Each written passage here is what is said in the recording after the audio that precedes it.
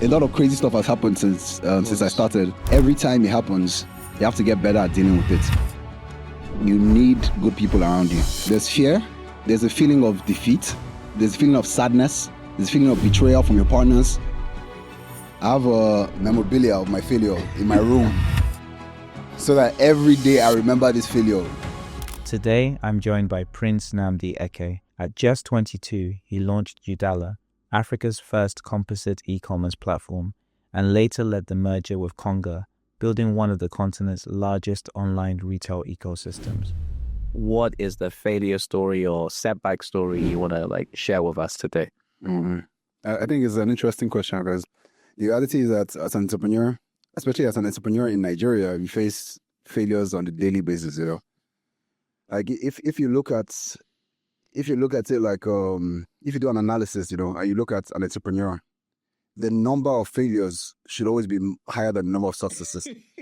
The only thing is that success, or the one or two times you hit success, is so big that it kind of trumps all your failures. It's like investment portfolios as well. Correct. Or investment portfolio is a good way to describe it. So I think the reality is that you face failures every day. Some are massive, some are small failures. But I think that's to build and to learn, you have to fail.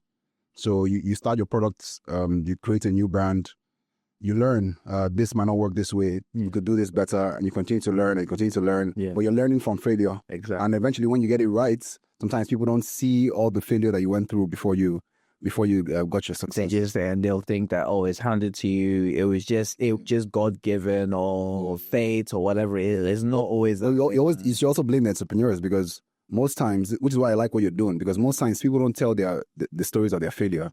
People focus on the stories of their success.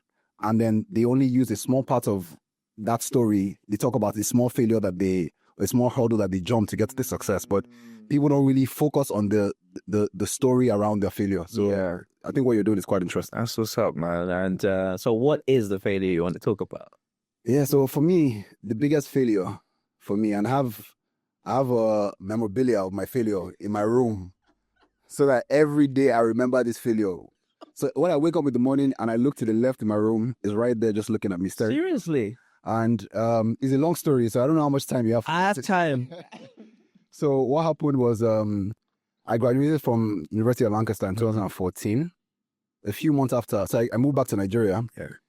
And a few months after, I decided to launch an e-commerce brand called Udala. Yeah. And an e-commerce company takes quite a while to set up. It's not just like a normal tech company that you have your platform and then you start driving users. It's a logistical nightmare. There's a whole back-end operation that goes behind e-commerce. So, you look at your supply chain, you have to cut deals with suppliers, you have to negotiate products, you have to get a warehouse, build out your ERP and your operations flow. So in about 8 months, we were able to do most of that work. And of course, we decided to start off with a technical partner in Portugal.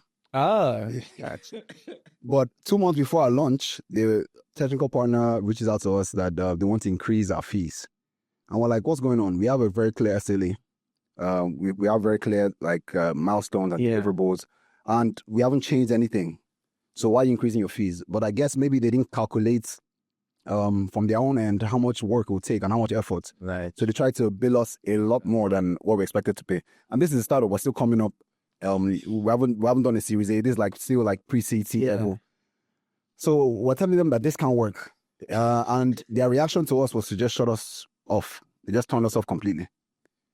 We didn't have access to our platform, nothing. And I don't believe in negotiating with terrorists. So for me, I can't start. I'm not going to go on my knees and start begging you to release the platform to me. I don't even trust you at that point. So this is prior to launch, couple of months. 2 months before launch. So, but that's not even the failure. That's not even the failure story. So as an entrepreneur, you take it on the chest. I called my CTO, who is my cousin. Yeah. And I'm like, bro, we need to sort this shit out. I'm like, where do we find a new platform in the next 2 months? He's like, we have to go to India. So we book a flight. We go to Bangalore. Oh, wow. Well, this is not a phone call conversation. We need it. Bangalore. Bro, we need this done ASAP. This is not phone call context, people. This Bangalore is like the tech hub for India. Yes. So we book a flight. We have no destination of who we're meeting in Bangalore. But we're like, okay, let's just go to Bangalore. We'll find somebody. So we go to Bangalore. When we get there, we're literally... So you just landed? Yeah, we just landed in Bangalore. We landed at night. By morning, we're already going to different offices, Wow. calling different contacts. Can we meet? We have this platform we're building, blah, blah, blah, blah, blah. Eventually, we found people that were flexible because what we needed was flexibility. They have a lot of software companies in Bangalore, but like they want to sell you what they already built. Yeah. But like we don't want to do that. We want to build because Nigerian e-commerce is a little bit different. So we want to build something unique to our market environment. So worked out. We found them. We started working with them. We have to rush everything we're doing, but we still were able to deliver by the launch date. Wow. So it comes to launch date now. I remember I was in the office till like 3 a.m. the day before, just trying to make sure everything is sorted. Is ready. Went home, slept for like a few hours, came back to the office by 7:30, met with the production team, the operations team, just to make sure that everything is set for launch. Now, we had a small office, like maybe like 15 square meters, you know, and then we had some guests, so we just all shoved them in my office. And then we had 2 screens, one screen showing like concurrent traffic, another screen showing like number of orders, etc., just getting ready for the launch. And then I remember we had one big bottle of champagne, Moët and Chandon. Massive bottle, like those Magnum bottles. Yeah, the Magnum. I'm like, okay, once we go live, we're going to pop this, celebrate, etc. And mind you, we spent quite a lot of money on marketing before that. We didn't have a big budget to compete with the existing players in the market. Yeah. So what we did is we took half of our marketing budget and we gave it to an artist called Inyanya. Now, Inyanya at that time was the biggest artist in Nigeria. This is like 2014, 2015. Oh, yeah. Hands down. So we gave him money and told him, produce a track called Udala. Oh. And he did that. And within the first few days, he got like hundreds of thousands of views. Now, mind you, in Nigeria at that time, an artist getting like 1 million views in a few days was amazing, you know, it was wild. So the song did well, it went viral, and then we now started to link our brand to that song, started to do PR around it. So it was very easy for us to get like some top of mind awareness around our brand name. So it went as planned perfectly. Nice. So there was already a lot of anticipation building up to the launch. So on launch day, 12 o'clock, I can never forget this day. I just look at my clock, 12, boom, on the screen, concurrent traffic starts coming. 50 concurrent users, 100 concurrent users, 200 concurrent users. And then within 5 minutes, boom, everything just stops. Yeah, what's going on? My CTO was in the other room. I'm like, yeah, what's going on? Like the number of concurrent users just went down. Then I tried to go onto the site myself. It's down. I'm like, what the hell is going on? So it turns out that the Indian company that we're working with, they provisioned a server that's not scalable. So once you reach a certain amount of concurrent users, the whole thing just went down. And we use like a monolith of a system called Magento. So that's already a lot of load, a lot of resources on our server. Then with the traffic together, boom, the whole thing went down. Oh. And we were in, what the hell is going on? We called the Indian guys, I think it's about 5-6 hours time difference. Yeah. We called them, what the hell is going on? They're like, we're working on it. They didn't tell us what was wrong at that point in time. So 1 hour goes by, 2 hours go by, we don't know what's going on. Customers are calling our customer support. I'm trying to place an order. And we built so much anticipation. We had some products from HP that were like 40% off. Like, so people were coming to the platform for some of these deals. Yeah, especially electronics and laptops are really big. Yeah. And we couldn't convert. So it became a big problem. In about 4 hours, we were able to come back live, and then we crashed again in 10 minutes. So at the end of the day, we found out that what the Indian company did is to save money.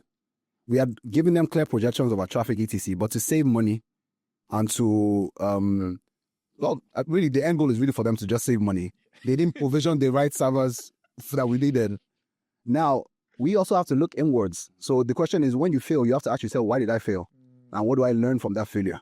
We also messed up because we should have had control of our infrastructure. Even if you're going to outsource your web development, don't outsource your infrastructure. Because if your infrastructure goes down, then your whole platform is down. So that was a big learning for us. For the next like 7 hours, I was just in my office calling. People were coming in and out of my office. I forgot all my guests that were in the... Of course, no. I forgot about all my guests that were hiding around me, just firefighting, trying to figure out what's going on. Like I said, we came back up for like 10 minutes and we went back down, and then we didn't come back up till the next day. So all that momentum, all that ad spend, all that hard work over the last year, all just went to waste. So that night, I couldn't sleep. I didn't sleep for 1 minute that night. I was up like full 24 hours until we came back live. So obviously the obvious question here is, I mean, you're touching on it, but I want you to really elaborate. Like, what were the actual emotions you're experiencing at that moment in time? Honestly, it's difficult to describe because there's fear, because you're like, what the hell is going on? There's a feeling of defeat. There's a feeling of like optimism, like, okay, what if he comes back in the next minute? What if he comes back in the next 5 minutes? So that feeling, there's a feeling of sadness. There's a feeling of betrayal from your partners. So all those feelings wrapped in together is like very difficult for the human heart to process those feelings, So like you just feel. Thank God you're a young guy, man. You said the human high. You were like 75 or something. I don't know how you process that. So yeah, so I mean, you just feel down. You don't know what to do. Your brain is trying to process so many things at the same time. That's the thing about being an entrepreneur. You can't really just mask in the emotion. I feel sorry for yourself. Your clear focus should be on what is the solution. How do I solve this problem? How do I jump this hurdle? And that's what you need to keep thinking about. So eventually, we were able to come out of it. We went live. A few days later, we had to take over our own infrastructure and then migrate the platform to our infrastructure. How did you say you had to like take over? So like that means you had to like sever links with those guys. No, like not necessarily. We still kept them for a while as a software development part. Yeah, but we took control of the cloud infrastructure. Okay. And so you've kind of touched on what the emotions were. Mm-hmm. Now, like, how do you handle it?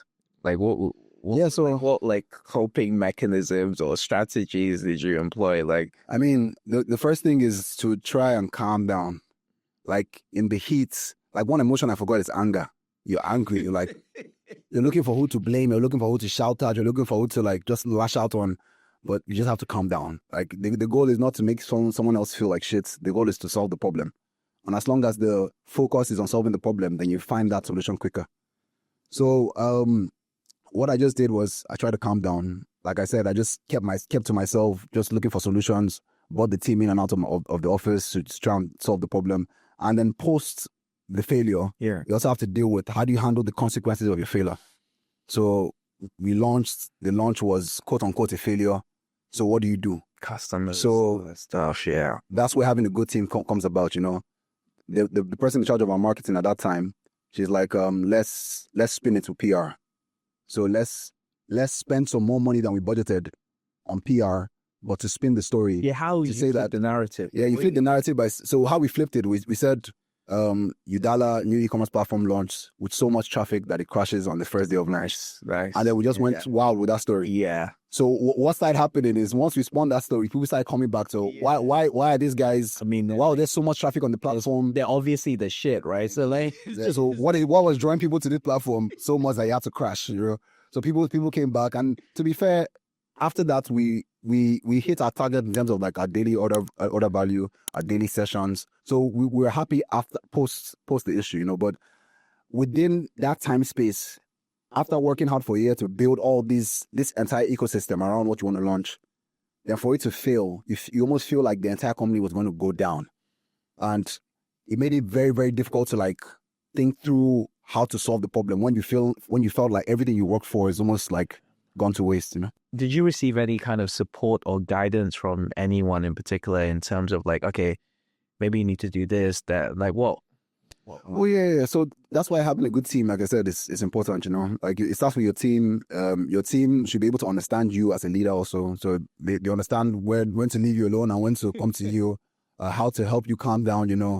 And so the team were very helpful. Because it's not a feeling of okay, I'm doing this on my own. It's a feeling of okay, well, trying to figure out this shit out together. And then of course, like they're having your people around you, your family, just like calm you down. Your family always know the right things to say to calm you down. So that was what's the right thing to say to you? But like in those scenarios, like you don't even think to call someone for advice. Like, hey, what do I do? Like you're just relying on the people that have the expertise within your ecosystem to try to figure out the problems. We did crazy stuff. We called I called someone in Microsoft to see if we can just quickly migrate to Microsoft Azure platform. I called someone, like it was just like different calls to different people to figure out what do we do. But like in that moment, you're not thinking about calling someone on advice on how you should be feeling. That's not really your priority. Your priority is solving the problem. Yeah. You're firefighter. Yeah, but I mean, like I said, you fail every day and you learn from your failures. Now, what we did is that we made sure that going forward, we had more control over our tech ecosystem. Yeah. Apart from migrating to a different cloud platform, we took control. We hired developers to take control of our actual platform, and we scaled and we grew.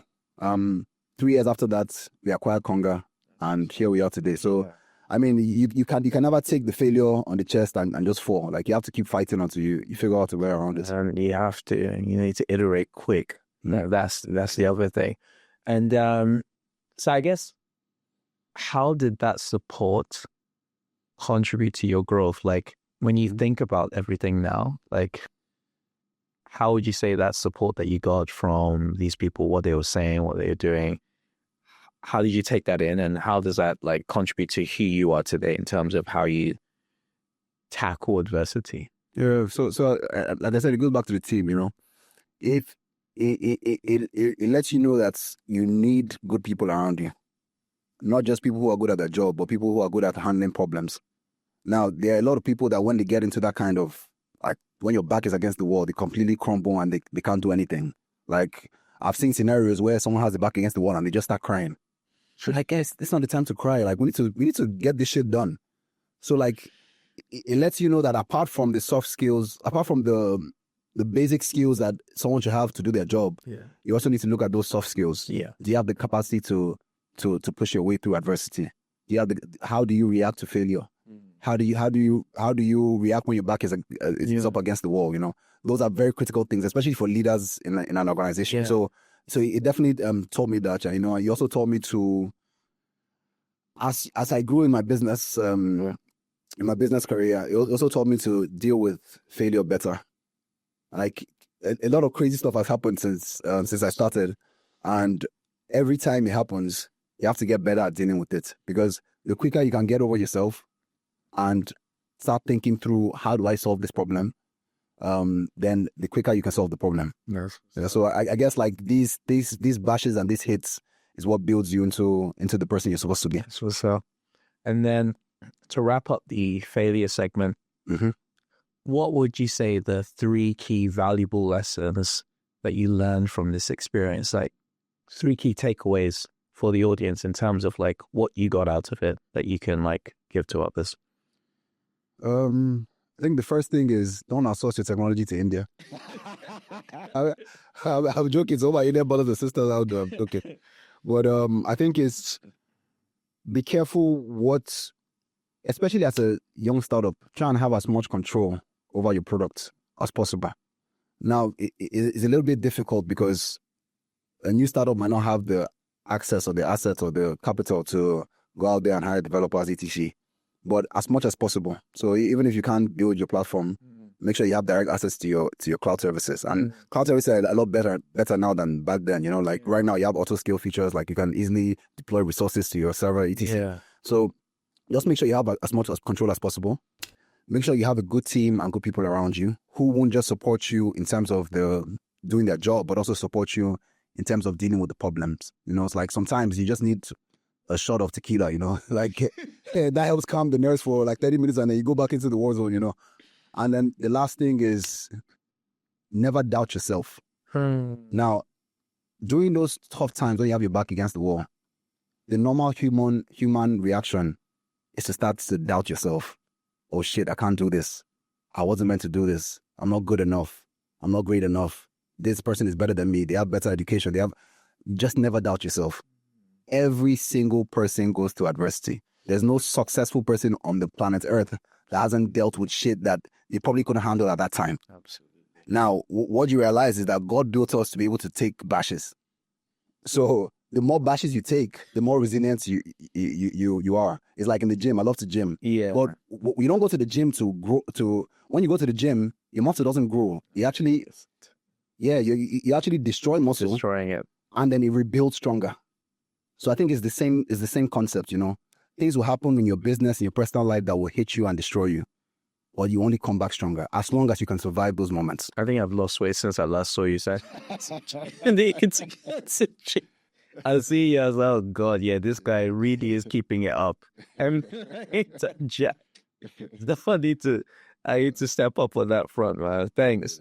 And so I'm going to move on to like rapid fire questions. And these are more like, poof. Yeah, man. Drink for We get We're going to get some. It's about 9 questions. It's more about getting your insights as to, it's for the audience to get to know you a bit more. Not just about your failure story, but now more about like what makes you tick, as it were. So the first one, if there is one, like if someone was to ask me this, I probably would say I didn't have one.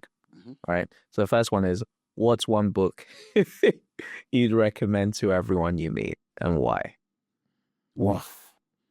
There's a book on, I think it's called Bad Blood. I might mix up the title because I haven't read it in a long time, but I've read that book 3 times. I think it's called Bad Blood by John Carreyrou. It's about the founder of Theranos. Oh, it's like a blood testing company. Yeah. Now, the podcast is about failure. That is like the ultimate gold medal story about failure. And I think it taught me, because in the startup world, there's usually this concept of, fake it till you make it and all that kind of bullshit, But that teaches you that as an entrepreneur, you need to be grounded.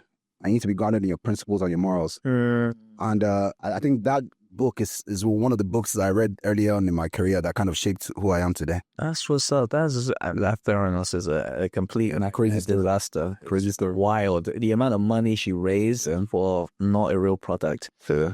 That's something. What's a quote that you live by, if any at all? If you were to think of a quote. That's an interesting one.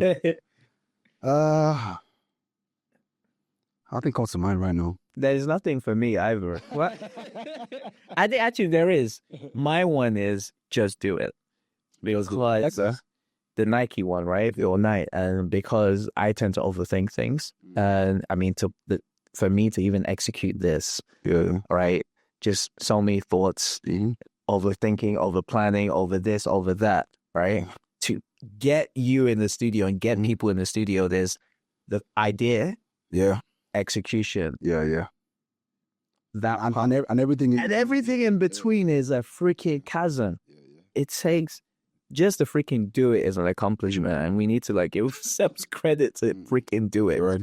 So actually, if I had to pick one, it would probably be hope for the best, expect the worst. Ooh. And the reason is because if you live your life with that in mind, then your failures don't feel so bad, So hope for the best, push yourself to the extreme, do everything you can to succeed, but be ready if it doesn't go as planned. And that allows you to learn from your failure, improve, and then get back in there and continue striving. I think it's linked. I was watching a thing on one of the co-founders of Google, and he was talking about how in life you have these random moments where random opportunities come, and it's for you to just take it, right? Not all of them work out. Most of them probably won't, but those opportunities come there and then, and it's just like you need to like just take them, and hopefully one of them works out, right? That's just a thing. And there's I'm now like going on a tangent, but I remember there's a thing, I think something attributed to Albert Einstein. He said that everyone has like sparks of genius. Yeah. So like a random thought that like you think of it, and it's just like, but most people don't act on it. Yeah. They just think, oh, that's interesting.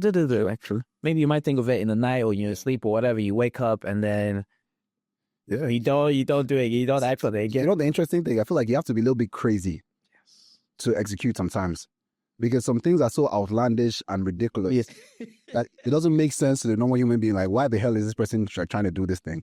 But usually those are people that are great. That's it. That's why some people who are really great, including Einstein, you really think like something is off with these guys. Yeah, because they just did it. It takes a crazy level of mindsets and a crazy level of illusion to believe that you, amongst 7 billion people on the planet, can achieve this thing that nobody else has ever done. This life, man, you just have to just get on with it. Just take your opportunities as they come. You're right. Next one. Who inspires you regularly? I think if it's regularly, then it has to be people around you. Yeah. Like when you have go-getters around you, people that are like constantly pushing the bar and doing something better every single day, and it it inspires you to just keep doing the same thing, you know. So, like the concept of Kaizen. Yeah, exactly. Like Technops, he didn't like that. I don't think that was Pfizer and Kaikachi or whatever. Yeah, Kaizen Blitz. yeah, Kaizen Blitz. Yeah, but like, it's just like the idea of continuous improvement. Like when you have people around you that you see achieving new heights every time, they're growing, they're improving in different aspects of their life, whether it's like their family, whether it's their business, you know, spiritually, etc., physically. It just motivates you to do the same. So name a couple of people, like 2 or 3 people. Is like, first of all, my parents. My parents are extreme go-getters, both entrepreneurs, both extremely intelligent. My siblings, exactly the same thing. My girlfriend, exactly the same. You have a girlfriend? I didn't know. Let's go there. Let's not go. Breaking news: Prince has a girlfriend. So wait, so you're not on the market? No, I'm off the market. When the hell did you get a girlfriend? That's a long story. You didn't say anything. You didn't tell me. This podcast is about the faith. I know. This is what? I mean, I'm so happy. Yes, Prince has a girlfriend. His dad will be very happy. And I'm praying that this relationship will be a success. And I'll be at that wedding by God's grace. Okay. Why does she inspire you? How does she inspire you? I mean, we're similar in a lot of ways. We're different in a lot of ways. But the parts where we're similar is that we have like very clear vision of what we want to achieve. And we do whatever it takes to make it happen, you know. So even when you're feeling down, you're feeling sorry for yourself, when you see your significant other like pushing and grinding, and it motivates you. I'm just so happy for you, man. Right. Okay. It's not good to go through this life on your J's, man. It's good to have a teammate to rock it through. So that's why I'm so happy, because I know how it feels for me to like be married and have someone that I feel like is just has my back 100, and that's what we're solving for, man, because this life ain't easy. That's what's up. And what's the one skill you believe everyone should have? The one skill I feel everyone should have, I think, I don't know if this is going to be a wrong answer, but I feel like everyone needs to be social, especially in this day and age. Now, I grew up a very shy person. Yeah. A lot of people find it hard to believe. I was very, very, people that knew me growing up, they know that I was a very shy kid. But I think in high school, I grew out of it a little bit, but I was still like, I feel like I overcompensated for it by just like making noise in class and being like the class clown. So I kind of went to the other end of the spectrum. But I grew up shy, but I understood the importance of being able to be social, being able to talk to people. Like the funny thing, especially in business, like you never know who you meet. You never know. You really never know. And it's getting worse in today's generation because everything is online. So everybody's on their phone. But you can never compare an online interaction to meeting someone physically, shaking their hand and looking them in their eyes, you know. It might sound old school, but like there's an impact and effect. So you learn a lot more about someone when they're physically around you. I'll give you an example. I was in my wife's business school and we're in the canteen. She wasn't there. So normally I would just join her in the thing. I'm just like, it's just the two of us. And then maybe some of the classmates will come through, some of the other partners. This time she's not there. It's just me on my own. So I just try and go to one corner where I'm not going to like see people. Let me just eat my food and roll. One girl just sat opposite me. And I was like, God. And then the girl sits opposite me. I don't say anything. I'm just eating my food. Then there's a whole crew, because INSEAD has like, they always get executive education people coming through. A massive crew of people come. These old people just sit next to us. Oh, can we sit next to you? I'm like, okay, cool. They sit next to us. Turns out they all were at Shell. They were doing a 1-week executive education thing, and they were all senior execs in M&A, some mergers and acquisitions. And they were all country heads or regional heads for Shell, for M&A across the world. So these guys had never met each other before, only like spoken and things. So they speak to me, I like tell them about my background. They speak to this girl, she tells them about her background. And we just like, me and the girl's like, yeah, and I was like, oh my God, like so many synergies. I was like, what the hell was going on? And then I would never have had that conversation if because I had my AirPods on. But because they're old people, they don't send all this AirPod stuff. They're just like, they started talking. That's almost I had to like take my AirPods off. And just like, then I'm so happy I had that conversation, exchange contacts, and I'm still in contact with these people today. But that is something that I would have completely missed out on if I just stayed on my days just with my AirPods and just doing that. Yeah, so like sometimes God puts you in positions, but maybe you might not take the opportunities to leverage on those opportunities. And to be fair, like I said, I'm not a naturally social person, so it takes effort for me to like talk to someone, like meet someone around me and talk to them. But I understand the importance of doing that. So you tried though, yeah. So I tried. I tried to do that, but just what's good. You tried. So if you weren't in your current profession as an entrepreneur, what would you think you would be doing? No, I've had like different careers, you know. I used to be a music producer. What? I used to be an artist. I used to like shoot like music videos. Yeah, I've done. So you're creative. Yeah, I used to be very creative. But honestly, would that have been the right career path for me? Probably not, you know. Because I'm not very patient, and like creativity and artistry, like it requires a lot of patience, you know. So I think if I was in where I am today, then I'll probably be a product manager. Because I'm like a product nerd. Like I look at a product and I want to understand how it works, why it works this way. I like little like features like bug me, like why doesn't this work this way? And also, I think if I wasn't what I'm doing, if I wasn't an entrepreneur, I'll definitely have like that makes a lot of sense with you as well, from beginning to end, the whole life cycle of a product, because it does still sync in with what you're doing now, right? Because like that makes sense for you actually. What's something you've learned about yourself in the past year? I want you to dig in, man. Dig deep. What have I learned about myself in the past year? I think that I've learned that I'm more stubborn than I thought I was before. In your relationship. Okay. Maybe I'll say it, you know. I'm actually pretty stubborn, you know.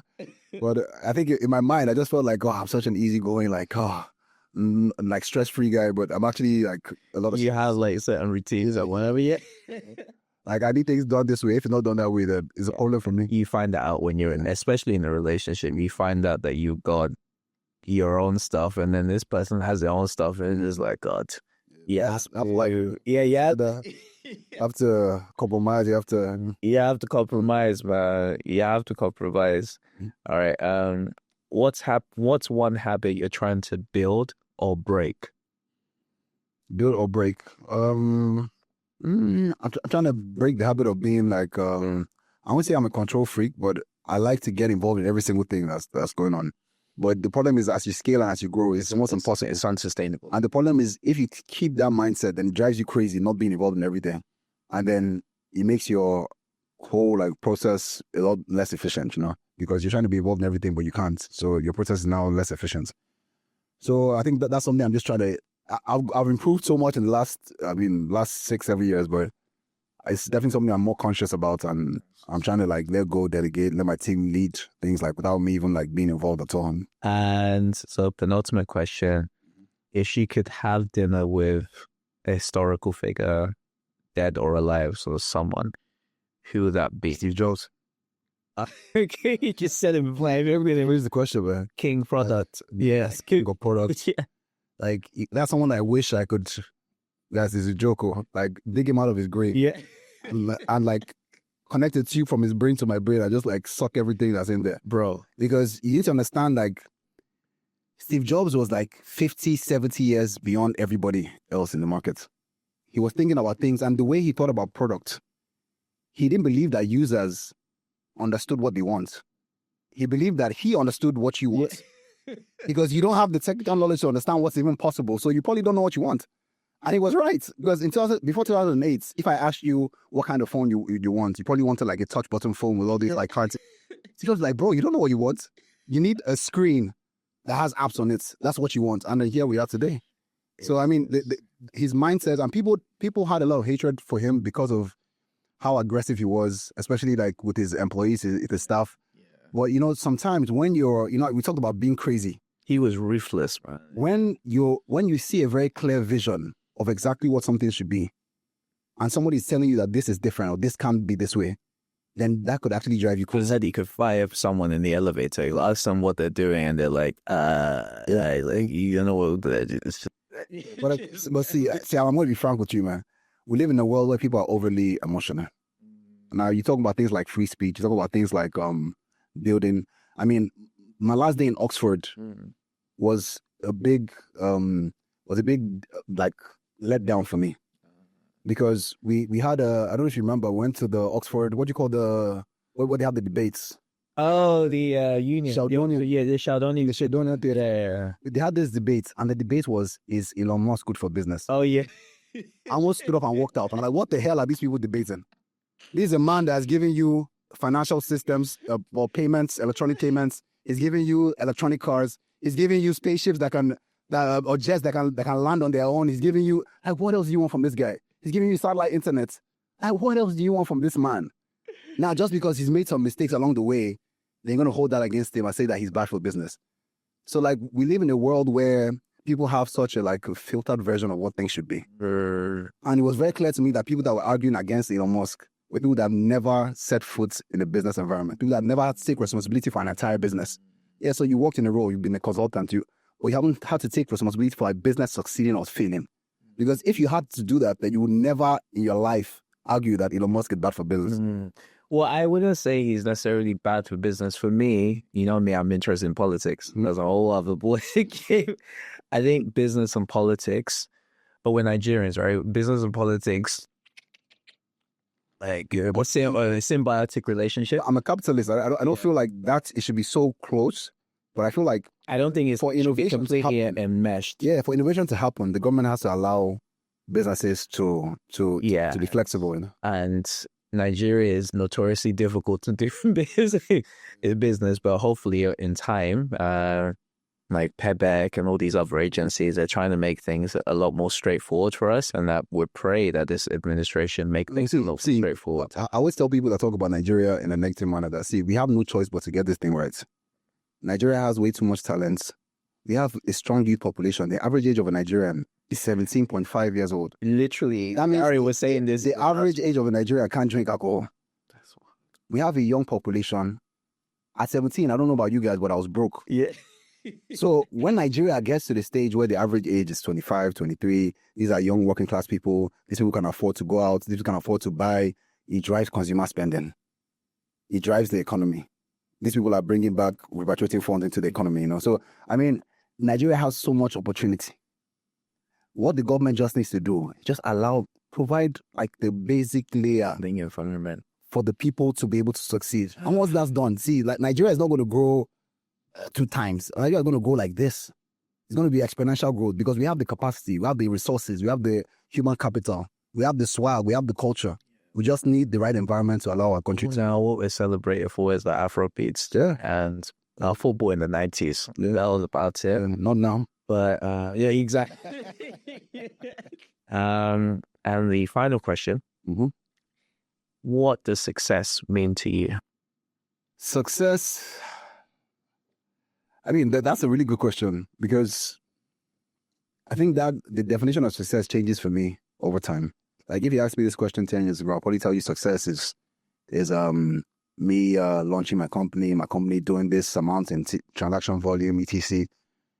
What I think for me now is success is about legacy. When you spend some time, especially as an entrepreneur, you realize that, no matter how big your company grows, you're never going to be happy. Like, it's never going to be big enough. Like, grow 10x, I want to go 2 more x, or I want to go 10 back, I want to go 100x. All that kind of stuff. It just keeps growing. The bigger you get, the more appetite you have. Yeah. And I realized that what's important to me is that I can leave a legacy for my family, for my future employees. No, you're sounding as if you're 65. It don't like you're 30. You have to start. What the hell? I start thinking early, because at the end of the day, the goal, like Jack Ma said, is to build a country that can last over 100 years. So when you build that, then my grandchildren will be able to say that, wow, that company conga.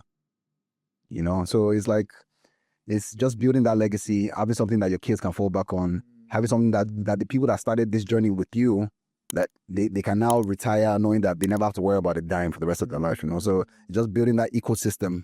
And the thing is that it even goes beyond just us and our employees.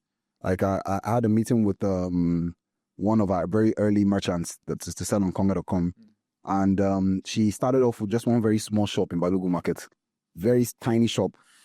And I think in a month she'll make, like, if she was lucky back then when Naira was still like 150, she'll make like 15, 20K like in profits from our transactions in a month. But now this one is doing, I think, maybe 5 to 10 million in profits. What? You know, because what she did is she was one of the early merchants on our platform. She started selling her products on our platform. And then she transitioned from selling that to selling like electronic products. So she had like a huge portfolio of products as a merchant. And because she wasn't just selling to people in Balogun Market, she now had access to the entire nation through e-commerce. Then her number of sales skyrocketed. And she was a good merchant. She made sure that she delivers to drop-off centers on time. If there's any issue with the product, she makes sure that she takes it back. You know, so very consistent, very good. And now she's doing well. She makes a lot of money, not just from our platform, but also she has like physical stores across the country. And now our kids, I think our daughter is in Canada right now studying, you know. So, I mean, to see someone go from that to this is just really an amazing. That tells you everything. So, no, thanks, bro, man. And on that note, we out. We're done. That's one, bro. Thank you for listening to Growth Through Failure, where we overcome failure one story at a time. Enjoy the episode, then like, subscribe, and share with your circle. Remember, failure is a stepping stone to success. So stay resilient, stay curious, and embrace the power of failure.